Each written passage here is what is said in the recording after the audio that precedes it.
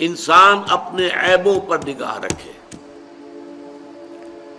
اپنی بھلائیوں پر نہ زیادہ نگاہ جمائے، اپنی کوتاہیوں پر۔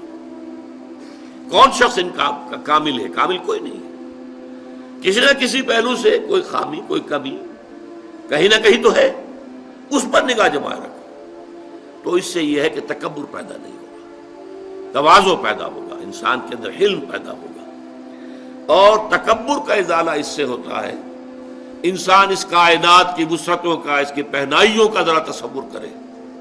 اس پوری کائنات میں میری حیثیت کیا ہے؟ ایک نقطے کے برابر بھی نہیں، نقطہ بھی بڑی شے ہے، کیا حیثیت ہے ہماری؟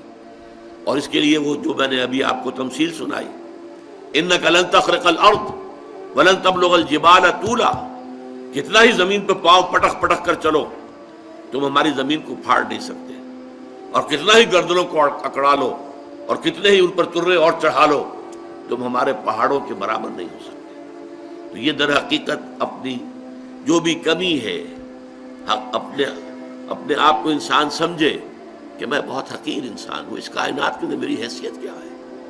ہاں، اللہ تعالیٰ کی نظر کرم اگر ہو اور اللہ تعالیٰ میری خطاؤں سے درگزر فرمائے تو بہت بڑا کامیابی کا معاملہ ہو جائے گا، ورنہ تو یہ ہے کہ ہر وقت انسان کو ڈرتے رہنا چاہیے، اپنی کوتاہیوں اور کمزوریوں کے اوپر نگاہ رکھنی چاہیے۔ اس سے یہ ہے کہ تکبر ہرگز پیدا نہیں ہوگا، بلکہ اللہ تعالیٰ کے جناب میں عجز اور انکساری جو ہے، جس کی کہ ہمیں حدیث کے اندر ایسی ایسی مثالیں ملتی ہیں۔ حضور اپنے اس مقام رفیع کے باوجود، سید المرسلین، حبیب رب العالمین، اپنے اس مقام پر بھی جب اللہ سے مخاطب ہوتے تھے تو ایک دعا ہے جو میرا کتاب چاہے مسلمانوں پر قرآن مجید کے حقوق، اس کے آخر میں نے وہ دعا دی ہے، درج کی ہے، اللہم انی عبدک، اے اللہ میں تیرا بندہ ہوں، وابن عبدک، میرا باپ بھی تیرا ایک غلام تھا، وابن امتک، میری ماں بھی تیری ایک ادنا کنیز تھی، فی قبضتک، میں تیرے قبضہ قدرت میں ہوں،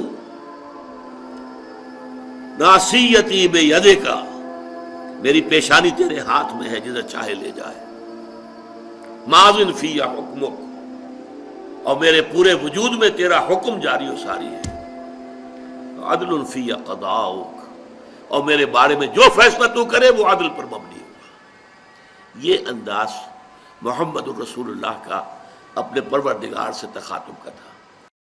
دین کی بات پھیلانا صدقہ جاریہ ہے، ثواب کی نیت سے ویڈیو کو شیئر ضرور کیجیے۔ جزاک اللہ۔